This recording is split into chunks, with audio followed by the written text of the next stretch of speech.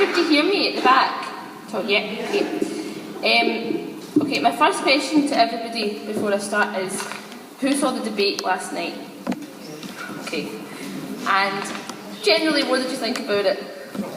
Yeah, it was very disappointing. To be quite honest, I think that neither of them won. Neither of them would have convinced anybody who was undecided or who didn't really know about politics, who wasn't confident discussing politics, wasn't comfortable talking about the economy or anything like that. I don't think that their message, either of them, resonated with the people in this room or the people all around the country who are taking part in these kind of local public meetings and public debates or taking part in the local canvassing sessions at all. Whether you're yes or no, I think that style of debate completely misses the point in this referendum campaign, because one of the very, very important things about this campaign is the grassroots activists that have been involved in it right from the beginning and who have really driven the campaign forward. It's meetings like this all over the country. It's your street stalls, your public meetings, talking in workplaces, talking in community centres, families and friends sitting in the pub, sitting in at home, talking about politics. That's what's really pushed forward both the yes and the no side. So for all the yes people out there and the no people, I wouldn't be too disheartened basically about that sort of style of debate. It's exactly that style of politics that I think we need to get away from, and I think that is one of the reasons actually to vote yes. I think that voting yes will be an opportunity to get away from that sort of old, pale, stale male, men in a suit talking to each other about things that go completely over everybody's head, not really answering the question, skirting round issues, getting in petty points to each other, and it's point scoring, basically. I think that this referendum debate and a yes vote is exactly what is needed to encourage a whole new swathe of people who are interested in politics to actually take up the mantle of politics and not leave politics to the politicians. Tony Benn famously said when he left Parliament that he was retiring from Westminster in order to spend more time doing politics. And I think that's the key message that we've got to take from this whole campaign and going forward if it's a yes vote. Because people who have organised all of these meetings and debates all over the country, they've got confidence now that they can do these kind of things. And on the 19th of September, if it's a yes vote, that confidence isn't going anywhere. People are going to be confident that they can win because they have won. And they're not going to leave it up to Alistair Darling and Alex Salmond, etc., to sort of sort out everything else and leave it up to them to continue doing what we've done, what we've worked hard for, and what we've achieved by that point. A few years ago, I wasn't pro-independence. I never really thought about it at all. I thought it was a sort of archaic and backwards thing. What was the point in it? And it was just something basically that the SNP talked about and nobody else bothered with. But we all know obviously what happened in 2011. People got fed up with the Labour Party in Scotland. They felt that they weren't doing anything for them, and to be quite frank, they weren't. And that's why the SNP had a landslide victory in 2011, which was completely unexpected for everybody, including them, I think. And that obviously gave them the mandate to go forward with the referendum.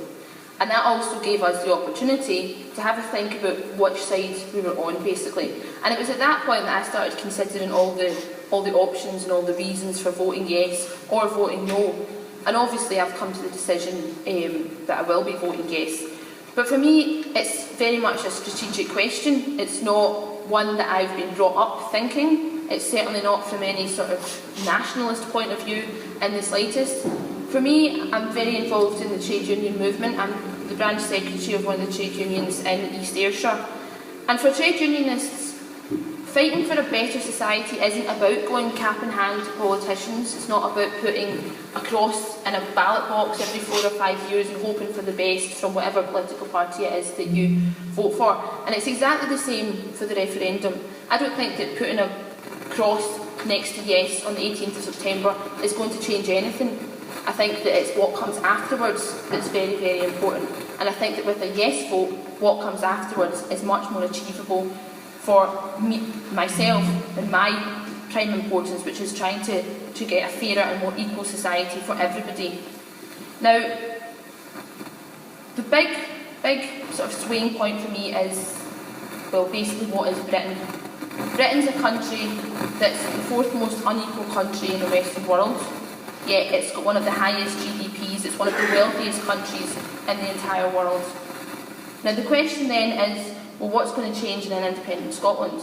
Because really, this is about a question of the redistribution of wealth for us. This is a question of not how rich are we, but what do we do with that money?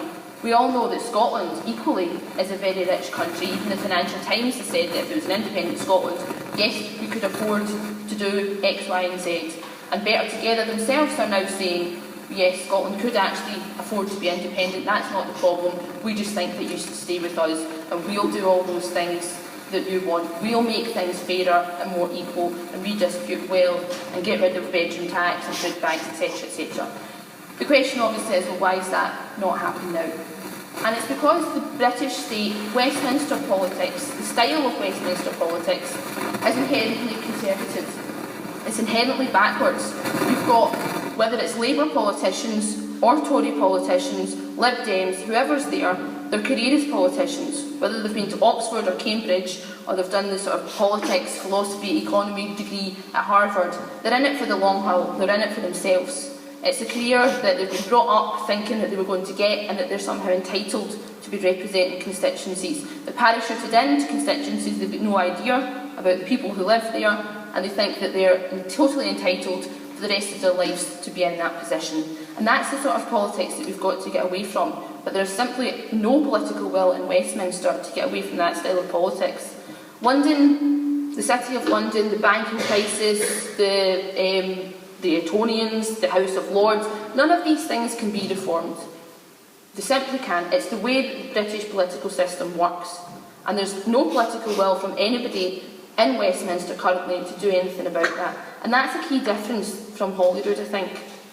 Now, other people say that we need to be part of the UK in order to influence these sort of establishments, in order to influence the banking system and the financial institutions, etc. But again, what have we been doing for years? That's not happened, that's not worked. A General Secretary of a trade union sits on the Bank of England board every single year, including when the recession happened and afterwards. Made absolutely no difference, because these kind of things are absolutely entrenched. These problems are entrenched in Westminster politics, and that's what we have to get away from. We've got to get away from the sort of ruling, political, chattering classes, basically, of Westminster. And in Scotland right now, we've got a massive opportunity to do that. Now, I touched on this earlier about can we afford it? Well, it depends what you mean by it. I don't want a sort of 0 hours contracts, low wage economy for Scotland. I want a better public health system, better public services, one that's fully funded, sustainable, free education, free healthcare to the point of need, one free childcare, and a better system for our elderly and vulnerable in society.